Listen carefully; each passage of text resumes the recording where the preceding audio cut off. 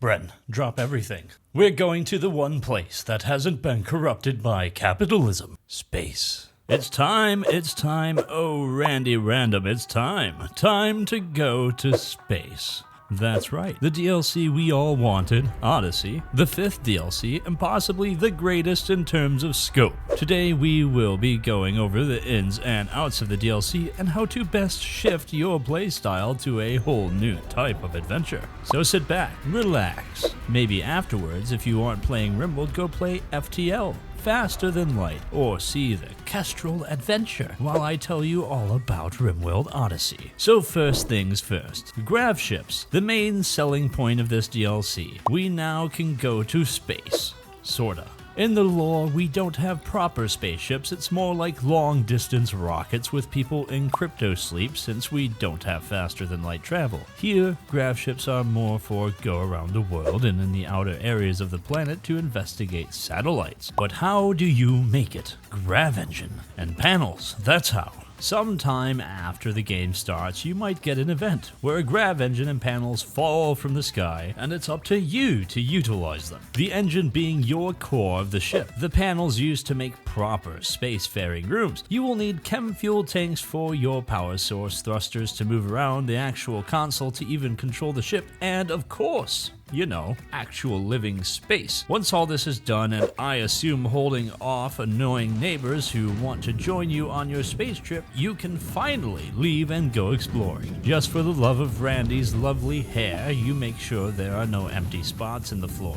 Good way to go on a one-way trip through the cosmos. So, the start. Oh, and one more thing, the game does give you a start, but you might not like it.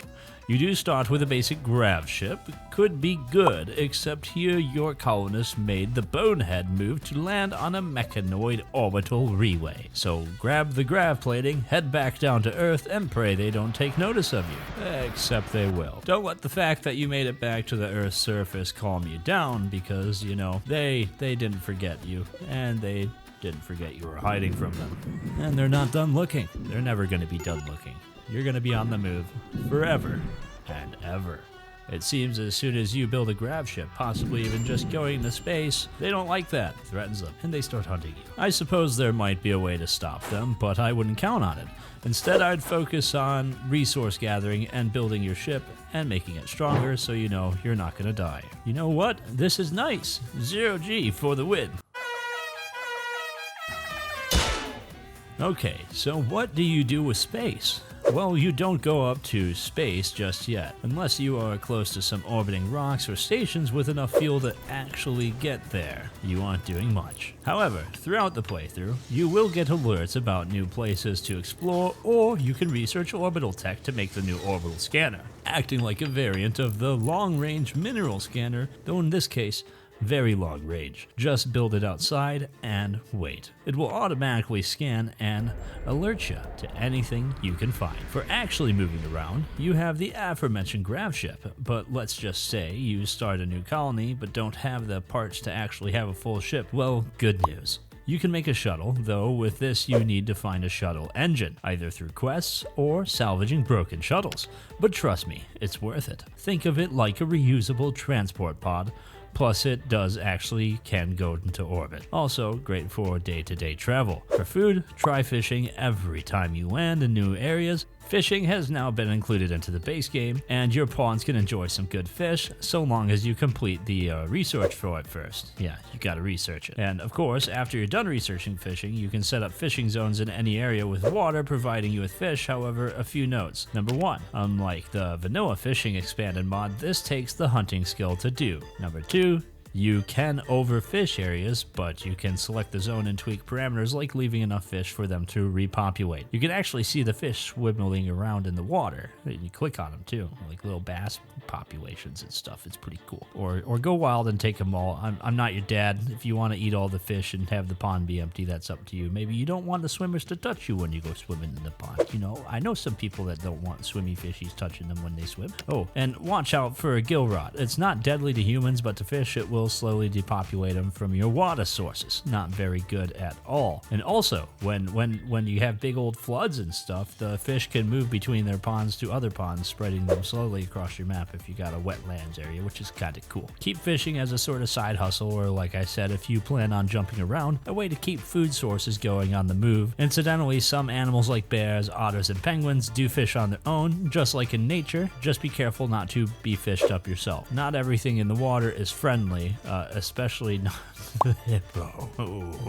Oh, by the way, speaking of water, pawns can now swim in the water as a form of random recreation. A nice little touch. If your pawn's drafted, they won't be under the water. It's only when they want to swim on their own. By the way, we now have outfit stands, simple storage units designed for a single outfit. Why is this important? Given the need to have a switch from normal clothing to, say, clothing that won't have you decompress violently in the vacuum of space, like a balloon that got too much air, the ability to now have preset outfit setups that can be swapped into easily, not to mention selected to not be messed with without your approval. I see this as a good way to set up heavy but slow armor presets for raids, spacesuits for orbital adventures, or just, hey, cool decorations for your one colonist who needs a Wilson. As for the ship itself, the biggest problem you will face is power production.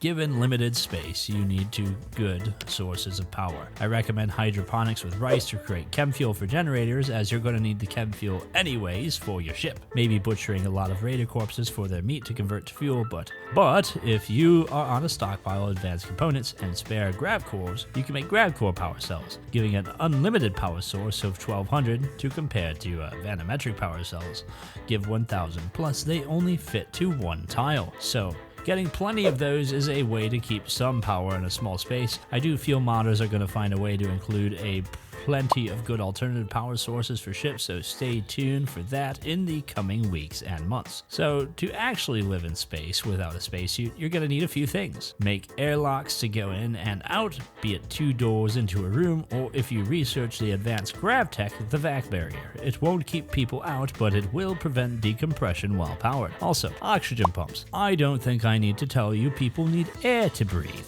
Make sure all rooms have a pump. Oh, and temperature control. It's very cold in space. Actually, that's a lie. In the vacuum, you'd boil. No, seriously, you'd boil. Do be careful then. Don't want any giant pitchers of juice causing a breach. So, advice on shipbuilding. Well, make sure there is flooring around the ship itself. That way, you can have pawns move around on any place you land on. They can't spacewalk through the void, I know. Second reason, so you can bring your shuttle with you when needed, and also set up turrets. Trust me, you're gonna want defenses, especially if you land anywhere hostile. You're going to want a lot of turrets. Third, no, seriously, bring turrets, lots of them. You, writing this down because some of these places are real forts in space, and that's not even getting into the Endgame mech base. Don't believe me? Okay, you asked for it. While on the subject of the Endgame, the final fight is gonna be a pain, but this is not an ending that completely stops the story, like Anomaly. It's you stopping a threat, and in return, well, you get a nice little device that lets you unleash a mechanoid horde on your enemies. I know what you are thinking. No,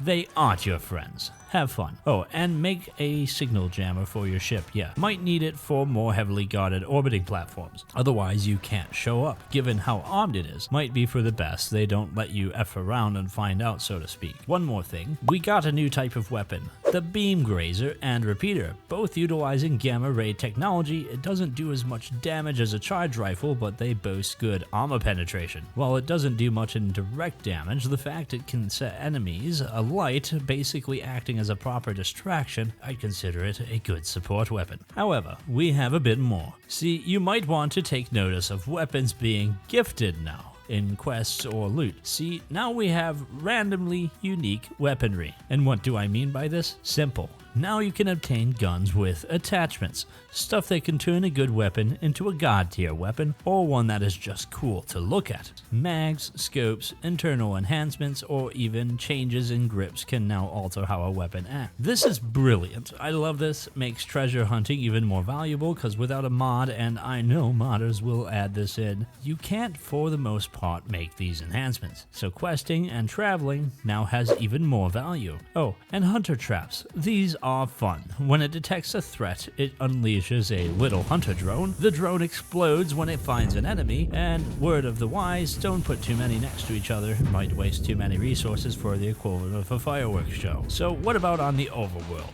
Plenty of stuff in the sky, but what about on the ground? Well, if you plan to do some Grav ship traveling but don't want to lose your map, set up a Grav anchor on your map. See, it turns out Grav ships aren't good for the environment. Tends to break things around it, a lot of things. But with the anchor, it prevents the map from being destroyed. So what can you find? Ooh boy, the landscape has changed. First off, we got some new biomes to enjoy. First up, the Scarlands, acting as the ruins of an ancient city, except toxic water, Scaria-infested animals, oh yeah, and plenty of mechanoids laying about and hiding. Could be a good place to visit for some lost resources, but I wouldn't recommend it as a start unless you are a waster. Pretty sure they would be right at home. We also have lava fields. Yes, plenty of lava out looking like Randy's chip salsa. Your pawns can walk around them, but don't think it's a good idea. They might erupt and cause some fires and burns. Still, the best part about lava is that it enriches the soil, so farming here is paradise, at least until the wildfires start. The glow forest is a mushroom paradise. How can mushrooms be out in the open? Sulfur spouts,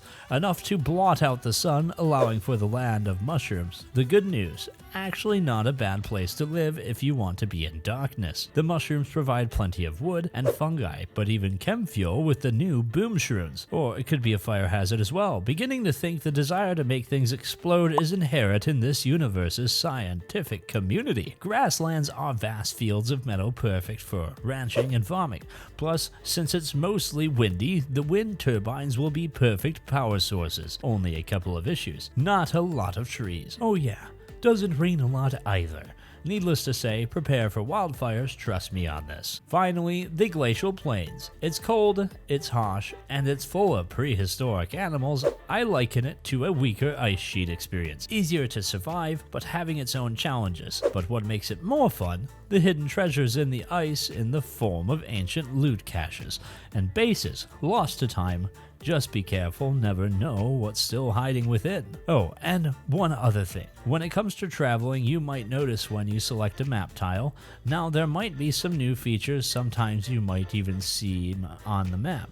This DLC now provides you multiple new map landmarks, ranging from simple ones like valleys and caverns to things that tell stories like ancient ruins of lost bases, old factories, or maybe just an influx of certain animals in that area like horses, thanks to the Grav ships landing and exploring for resources. Suddenly got a lot more interesting, given we now have more opportunity for sudden changes to the adventure, or at the very least some great vacation photos. Now for the animals. We got a whole lot. So many we're still finding them, but don't think they are just another source of food. I mean, they are, but they also can have other uses. For instance, some animals like the cat, dogs, and panda. Yes, we have pandas in the base game now.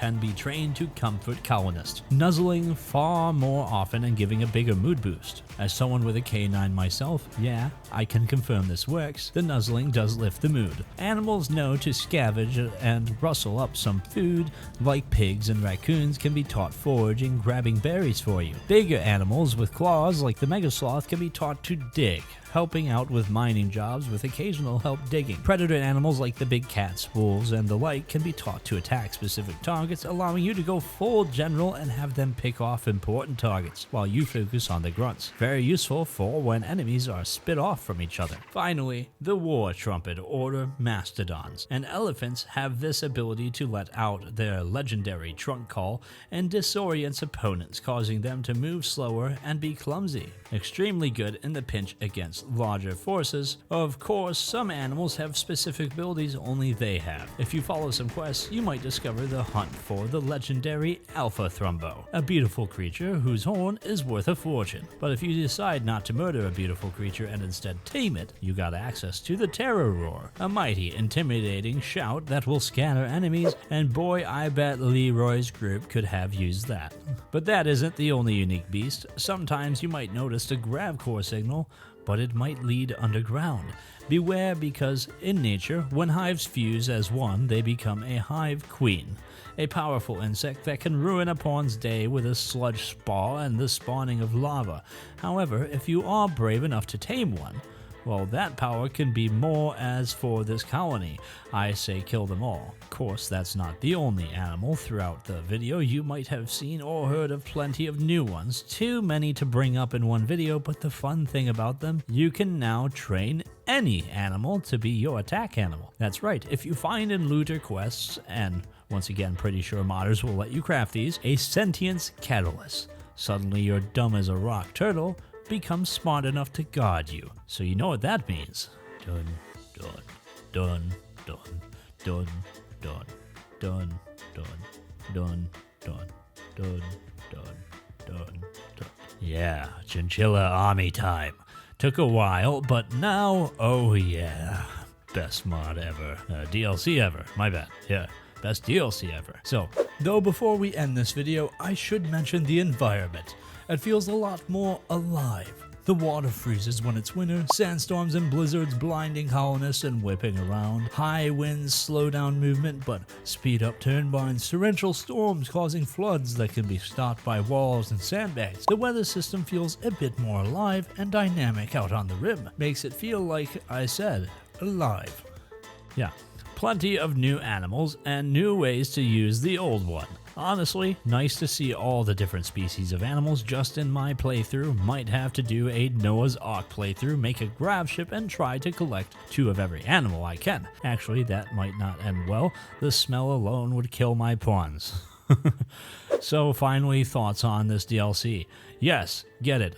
Ideology, Biotech, and Odyssey is, in my opinion, is the best DLC for Rimworld, with Odyssey providing new ways to play, not to mention actually making traveling fun. It's pretty cool to go to a map to see some cool generation or find some old ruins, making your best mobile home Grav ship. This DLC is seriously great. Can't wait to see what modders do with it. As for me, I'll be donning the captain's uniform and running my ship. I'd like to thank all the patrons and everyone that supports us. We wouldn't be able to do videos like this without you guys, and we look forward to your continued support.